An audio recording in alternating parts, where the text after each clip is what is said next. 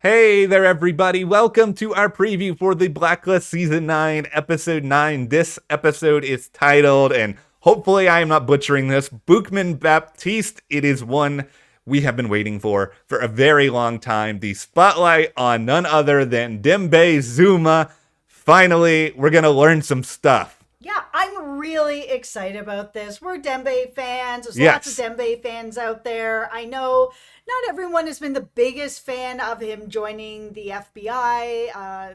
It's a storyline that's confused a lot of people because how does a criminal end up becoming an agent? But looks like we might be getting some answers. This is the Blacklist, so we're probably not going to get everything, but something is better than nothing. I would like to sort of see some of it, and it looks like it's coming. Finally. All right, well, hit that subscribe button because guess what? After this episode airs, we will be back breaking all of it down in a review. And also, you guys should really be watching Yellow Jackets on Showtime. It is an incredible show. It just ended season 1 over the weekend. We have a full review. There's a ton of spoilers in there, but once you've watched the full season and you want to break it down with us, go and check that out as well. This show is so good that I binge watched it last week and I'm binge watching it again.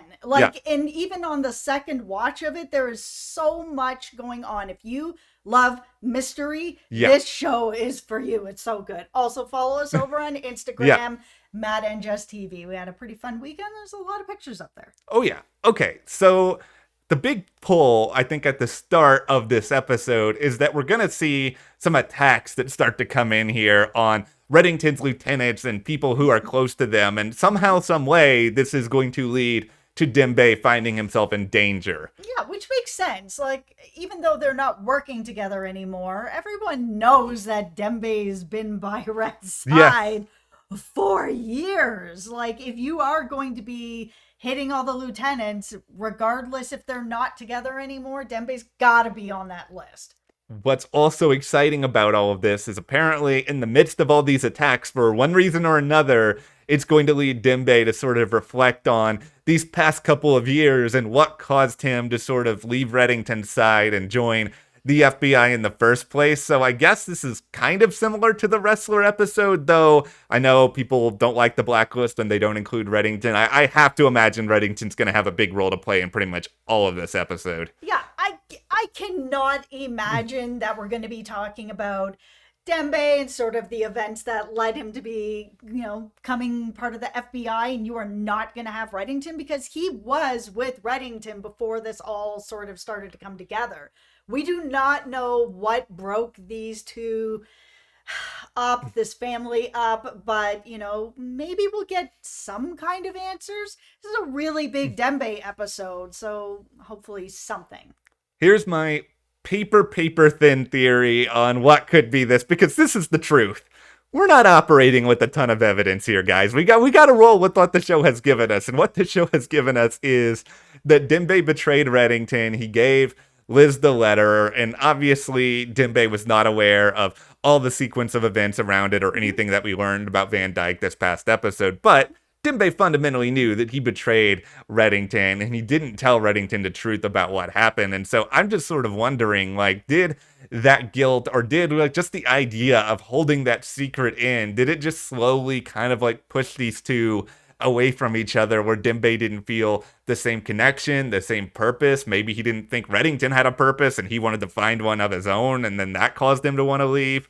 Yeah, I thought for a while that it could be the letter and some guilt that was sitting on him. Yeah. But after last week's episode where Reddington was like, did you give her the letter? And he was like, absolutely, yes, I did it. It made her so happy. Yeah. I just felt like if he had guilt, he is clearly past it. Yeah. And he feels like he did the right thing by giving Liz the truth. And so I'm not sure if that's it. I mean, that seems like the obvious thing, and it could be, but I don't know. The show is more complicated than that. I think in my heart, from what I've seen of Dembe over time, he was sort of a spiritual advisor to Reddington. He did help Reddington in a lot of ways, and maybe it's just a part of Dembe's DNA where he feels like he has to help people at all times. Maybe it's just possible that after Liz died and Reddington sort of went off into his own world, he didn't feel like he could help Reddington anymore, and maybe he was sort of assessing things in his head and be like, okay, as an FBI agent. We don't know what kind of conversations Cooper had with him, but maybe he just suddenly was like, oh, I could actually help a lot of people. I don't think Dembe's necessarily like looking for redemption for anything that he did when he was with Red. He knew what he signed up for, but it is a different path for him. Yeah, I mean, there was a while I was kind of thinking that maybe there was a situation where Reddington really got really into his feelings about everything that happened. We know that Yeah. he kind of disappeared for a little while and that maybe he had pushed Dembe out of his life. But it doesn't feel like that anymore. It feels like there was some kind of actual falling out. One thing that the show has kind of briefly alluded to is something that happened in Brasilia. I don't know if we're going to mention Brasilia in this episode. I don't know if it's playing a role, but I think all of us, we've known this from the Blacklist over the years when they've referenced, places like Belgrade or other things like that. They do have a tendency to get back to this stuff eventually. So I don't know if it's coming in Bookman Baptiste. I don't know if it's down the road, but I think it's probably a combination of all these different things that led to it, where maybe the secret played a role, maybe Dembe thought he had a purpose somewhere else, and then maybe this one event was sort of like the event. Maybe this is when kind of the rubber band just snaps in his head. We're also going to be seeing some Pinky with Agnes. Which Yes. is something that I think we can all agree on has been like some 10 out of 10 material this season. It has been just heartwarming, a little heartbreaking. Yeah. Like seeing them together always brings me joy. So we're going to see him reading her a book. He's been spending more time with her. Cooper and Charlene are fine with that. So it's all, it's working out. But is it possible that Agnes knows more about the letter and Of she can course. tell us? I want to know how much more Agnes knows. I hope, and this is probably not going to happen, by the way. This is probably just the sweet, Pinky and Agnes moment. But Yes. I think, like, if we're ever going to find out, like, everything, yeah. we're waiting till the series finale, which will hopefully still be many, Yeah. many years into the future. Yeah, I think that's probably what's going on If here. they will ever tell us ever. After seeing that Yeah. season 8 finale, I'm kind of starting to feel like we're going to get some sort of Inception ending where it's just like, Oh no. make up your own mind of what has happened. That's sort of what it feels like. If you want to see people Commit to something. lose their minds in the show that way, and then we can all be incredibly upset, we can repeat our review of the Dexter New Blood finale right here on this channel. At least they committed to something. That is true. No, I could see Reddington maybe mentioning something about wanting to get something more out of Agnes, but I think he's a smart enough guy to know that he can't go in there and interrogate her, or he can't go in, because he does want to be around her, and he probably also doesn't want to make her feel uncomfortable or awkward in any way. I just don't think he needs to find out anything else. He's got confirmation from Dembe. Did you give her a letter? Mhm. I gave her the letter. Okay, cool. So, how much does Agnes know?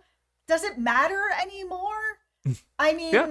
it doesn't really matter anymore because if he wants to really sort of put a cork in it with Yeah. Agnes, he can do that, but it doesn't matter to like pull information out of her. He should assume that she pretty much knows everything that's in the letter because Liz can't keep a secret. She will tell everybody everything. Is Agnes the only person that knows? I don't even think that that's Yeah. like, she's the only person that knows at this point. How many people could Liz call in that hour before she died? Oh, I'm hearing that episode, 35 of this season, which obviously doesn't exist, but that's going to just be all Liz calling a bunch of different people. She's going to call the ghost of Tom Keene. She's going to call like some extra back from the pilot. No, I think that we're going to maybe get a little more stuff over time, but this is personally what I am hoping for from this episode. We have been really sort of missing these bigger, larger arcs, these big bads and those sort of characters. And I know we have a continuous story with Cooper, but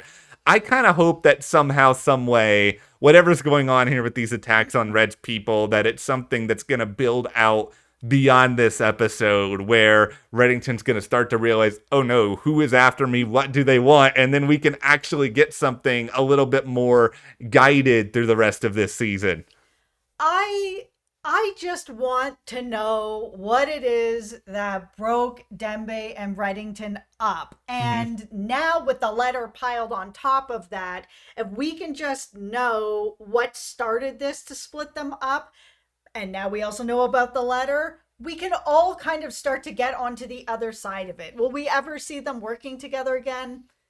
I hate to say it, but I actually don't think we will. I think when Reddington had given Dembe the box and was like, the day that you open this is the day that our relationship, working relationship, all of it, like, we're done. He opened the box. So can that be forgiven and moved on? Sure. Anything can be forgiven. Even the letter, giving the letter to Liz, can be forgiven. People can do that. Will Reddington do that? It's gonna have to end up. I just want to get to the other side of it where we start to kind of see where some of these decisions start to go. Are we going to hit a curve where they work together again? Are we going to hit a curve where maybe they're not going to work together again, but their relationship can be healed? I would like to see some healing, because it's been really hard to watch this friendship fall apart. Blacklist does friendships beautifully. Like, really deep relationships, friendships, especially between men, which is something you don't always get to see on TV.